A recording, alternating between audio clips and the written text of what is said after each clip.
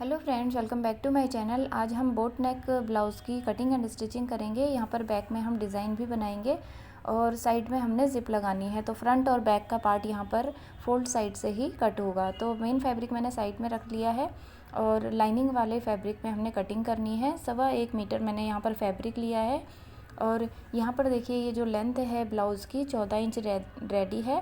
तो 1 इंच हम ऐड करेंगे ऊपर और नीचे मार्जिन का और हाफ इंच और ऐड करेंगे, तो मतलब 1.5 इंच ऐड किया है। 15.5 इंच पर हमने मार्क कर लिया। फ्रंट पार्ट में हमने 15.5 इंच लिया है और तीरा हम यहाँ पर 7.5 इंच लेंगे क्योंकि 14 इंच का तीरा है। 1 इंच हमने उसमें ऐड किया तो 15 हो गया, 15 का हाफ ले लिया।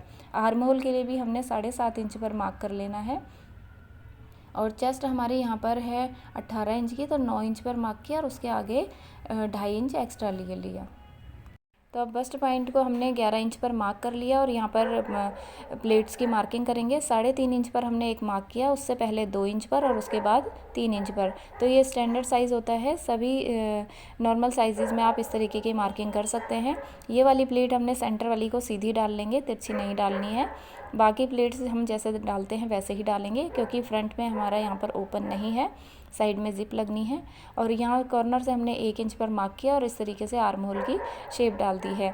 अब यहीं पर हमने सेम कटिंग कर लेनी है, सेम मार्किंग के ऊपर।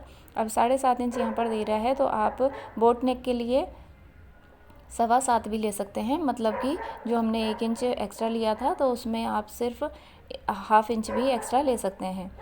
लेकिन जब हम कॉलर नेक बनाते हैं तो हमें 1 इंच टोटल तीरे में ऐड करना होता है। अभी हमने यहाँ पर जो नेक मार्क किया है 4.25 इंच पर हम यहाँ पर मार्क कर लेंगे और सिलाई लगने के बाद ये 4.5 इंच रेडी आएगा। अब हमने नेक की लेंथ ली है। नेक की लेंथ भी 4.5 इंच ले ली है क्योंकि आधा इंच ऊपर से सिलाई में मार्जिन जाएगा तो 4 इंच रेडी आएगा। इस तरीके से हमने बोट नेक की शेप डाल दी है यहाँ पर और अब सेम मार्किंग के ऊपर हम यहाँ पर कटिंग कर लेंगे।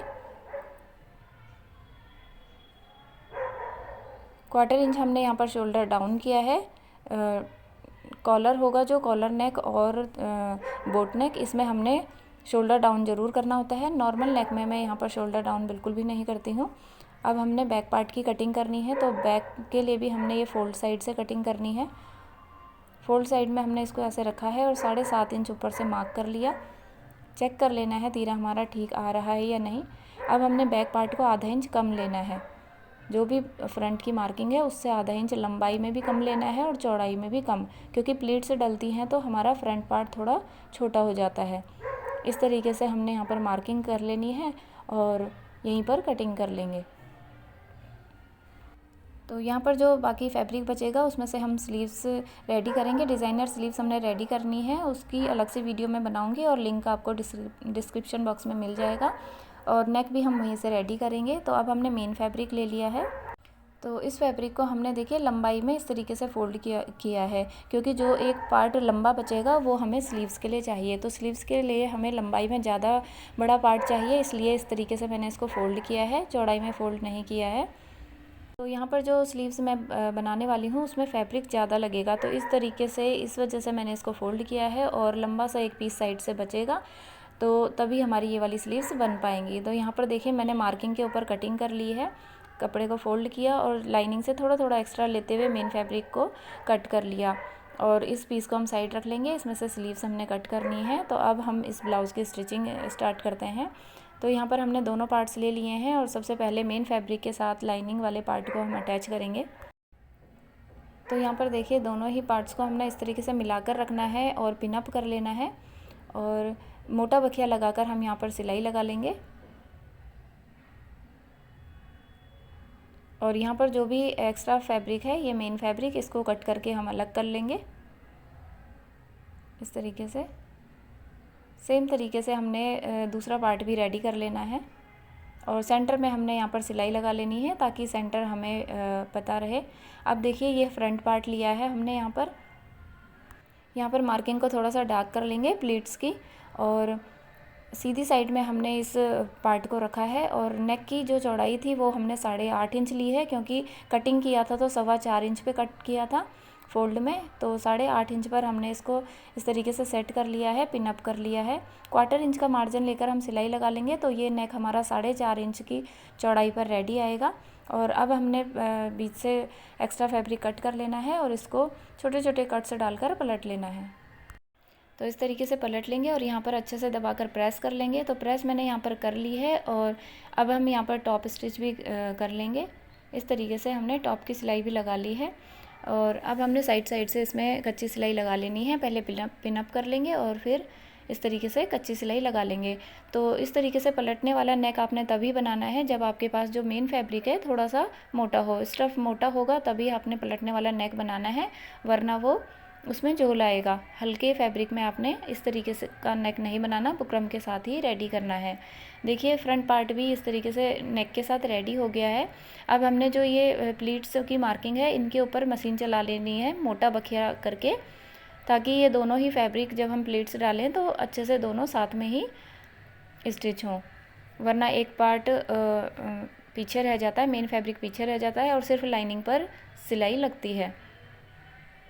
तो सेंटर वाली प्लीट देखिए हमने इस तरीके से डालनी है, 1/4 इंच बीच से ज़्यादा दबानी है और इस तरीके से हमने दबा ली है। बाकी सारी प्लीट्स हम नॉर्मल तरीके से ही स्टिच करेंगे। आर्म होल की साइड वाली प्लीट का आपने ध्यान रखना है, दोनों पार्ट्स बराबर आएँ, इस तरीके से मिलाकर उसको स्टिच करेंगे। अब हमने यहाँ पर लाइनिंग ले ली है, पेस्टिंग पेपर हमने फोल्ड में रखा है, 6.25 इंच इसकी चौड़ाई है और लेंथ में हमने करीब 12 इंच तक रखा है। ऊपर से आधा इंच हम सिलाई का मार्जिन रख देंगे और 4.5 इंच हमने चौड़ाई रखनी है, क्योंकि ये रेडी लेंथ है नेक की। फ्रंट पार्ट भी हमने 4.5 इंच पर रेडी रखा है। अब 10 इंच हमने रेडी लेंथ ले लेनी है, 3.25 इंच हमने बोट नेक की शेप डालने के लिए मार्क किया है। तो 3.5 इंच पर यहाँ पर बोट नेक की हम शेप डाल देंगे और बाकी जो नीचे का पार्ट है वहाँ पर एक डिज़ाइन डालेंगे। तो इस तरीके से हमने सिर्फ 1/4 इंच नीचे को लिया है, 1/4 इंच नीचे को लेकर हमने इस तरीके से एक शेप डालनी है और 10 इंच पर जहाँ पे मार्क किया था तो वहाँ पर आप 3 या 3.5 जितनी चौड़ाई लेना चाहते हैं उतने पर मार्क कर लें। मैंने 3 इंच पर मार्क कर लिया है, थोड़ा सा आप चौड़ा भी रख सकते हैं। तो इस तरीके से मार्क करने के बाद इसको मैंने डार्क कर लिया और यहाँ से हमने एक्स्ट्रा मार्जिन के लिए भी मार्क कर लेना है ऐसे, और सेम मार्किंग के ऊपर यहाँ पर हमने कटिंग कर लेनी है। तो बीच से मैं अभी कट इसको नहीं करूँगी, इसको हमने स्टिच करने के बाद, एक्स्ट्रा फैब्रिक पर स्टिच करने के बाद ही मैं इसको बीच से कट करूँगी। अभी बीच से इस डिज़ाइन को मैंने जॉइंट रखा है क्योंकि ये कपड़े पर अच्छे से पेस्ट हो जाता है। फिर यहाँ पर देखिए मैंने इसको पेस्ट कर लिया है। चौड़ाई हमने यहाँ पर 9 इंच की रखी है, क्योंकि हमने 4.5 इंच फोल्ड में रखा था, 9 इंच पर रखा है। कपड़े के ऊपर इसको पेस्ट कर लिया है और अब इस तरीके से स्टिच कर लेंगे साइड से। तो यहाँ पर जो थोड़ा सा एक चेंज करना है, जो नीचे इस शेप में मैंने 3 इंच लिया था नीचे की साइड से, 10 इंच वाले मार्क से 3 इंच ली थी चौड़ाई, तो आप 3.5 या 3.25 इंच तक ले लें तो थोड़ा सा बड़ा ठीक रहेगा। मुझे ये थोड़ा सा छोटा लग रहा था बनने के बाद, तो बस थोड़ा सा यही चेंज है, बाकी प्रॉपर नेक बना है। अब यहाँ पर हमने नेक को इस तरीके से फोल्ड करना है और सेंटर की मार्किंग कर लेनी है, ऊपर और नीचे दोनों साइड से। ब्लाउज़ वाले पार्ट में भी हमने देखिए सेंटर की मार्किंग कर ली है और सेंटर की वहाँ पर सिलाई भी है, कच्ची सिलाई हमने सेंटर में लगाई थी। ऊपर और नीचे से दोनों के ही सेंटर पॉइंट हमने मिलाकर रखने हैं। अब देखिए थोड़ी सी शेप में यहाँ पर पेंसिल से डालूंगी, क्योंकि मुझे थोड़ी सी शेप में कमी लग रही थी, तो जो मैं पेंसिल से अभी मार्क करूँगी वहीं पर मैंने मशीन चलानी है। तो देखिए इस तरीके से सिलाई में बिल्कुल पेंसिल वाली मार्किंग के ऊपर चलाऊँगी और बीच में हमने थोड़ा सा गैप रखना है, क्योंकि हमने वहाँ से इसको कट करना है, ओपन करना है वहाँ से। बाकी पूरी मार्किंग एज इट इज़ रहेगी इस तरीके से।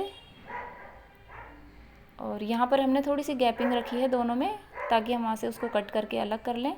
इस तरीके से एक्स्ट्रा फैब्रिक को कट कर लिया है।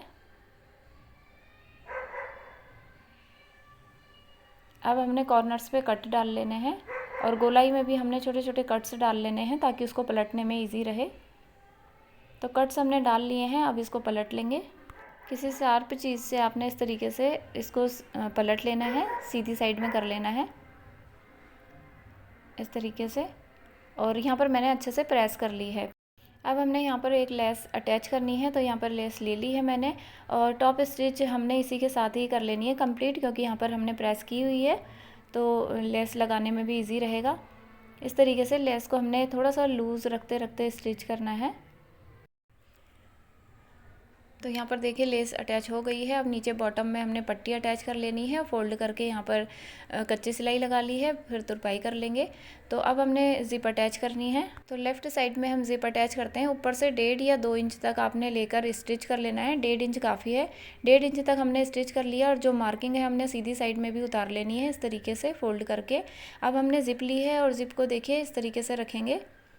सीधी साइड में हमने ज़िप को रखना है, सीधी साइड को फेस करके रखना है। और ज़िप जो बंद होती है ऊपर से नीचे की साइड को बंद होती है, तो ऊपर को हमने इसका लॉक रखना है, मतलब रनर हमने ऊपर की साइड रखना है। और इस तरीके से हमने एक सीधी सिलाई लगा लेनी है। अब दूसरी साइड में रखेंगे और नीचे मार्जिन आपने देख लेना है। दोनों साइड में जो ज़िप का मार्जिन है नीचे की साइड बराबर निकाल के रखना है। ये देखिए इस तरीके से दोनों को बराबर रखना है। फिर हमने दूरी पर, ज़रूरी नहीं है ज़िप को बिल्कुल साइड से पास से स्टिच करें, दूरी पर हमने एक सिलाई लगाकर स्टिच कर लिया है। अब हमने सीधी साइड से सिलाई लगानी है। तो इस तरीके से यहाँ पर इसको अंदर की साइड फोल्ड करेंगे एक्स्ट्रा ज़िप को, और एक पैर की दूरी पर हम यहाँ पर सिलाई लगा लेंगे। फैब्रिक को हम थोड़ा सा बाहर की साइड निकाल कर रखेंगे ताकि ज़िप हमारी बाहर की साइड को दिखाई ना दे, और थोड़ा सा स्टार्टिंग में पक्का कर लेना है और इस तरीके से इसको स्टिच कर लेंगे। तो डिटेल में आपको अगर ज़िप लगाना सीखना है तो मैंने एक वीडियो ऑलरेडी ज़िप अटैच करने की अपलोड की है, आप वहाँ से भी देख सकते हैं। ऊपर की साइड से हम इस तरीके से अटैच करेंगे और नीचे आते आते हमने देखिए रनर बीच में आ रहा है तो उसको ऊपर को कर लेंगे पहले, और उसके बाद हमने इस तरीके से स्टिच कर लेना है और नीचे पक्का कर लेना है। तो यहाँ पर ज़िप देखिए अटैच हो गई है और स्लीव्स भी हमने रेडी कर ली है। उसकी मैंने एक सेपरेट वीडियो बनाई है, तो उसे भी मैं जल्द ही अपलोड करूँगी, आप वहाँ से देख सकते हैं। यहाँ पर हमने इस तरीके से मैच करना है और देखिए कट हमने दोनों के मैच करने हैं। फ्रंट आर्म होल की शेप हमने स्लीव्स में भी डालनी है। फिटिंग की सिलाई मैंने यहाँ पर लगा ली है और अब इस तरीके से नॉर्मल तरीके से ही हमने स्लीव्स यहाँ पर अटैच करनी है। नीचे की सिलाइयाँ हमने दोनों पार्ट्स की मिला लेनी है और ऊपर तक इस तरीके से स्लीव्स को अटैच करके, मतलब मिला के देख लेना है। तो ऊपर की साइड से हमने स्लीव्स को बिल्कुल सिंपल तरीके से ऐड करना है। यहाँ पर कोई भी प्लेट्स हमने ऊपर नहीं डालनी है। तो सिंपल तरीके से हमारी ये स्लीव्स यहाँ पर ऐड हो गई है। दोनों ही स्लीव्स इसी तरीके से हमने ऐड कर लेनी है और ब्लाउज़ बनकर हमारा यहाँ पर रेडी है।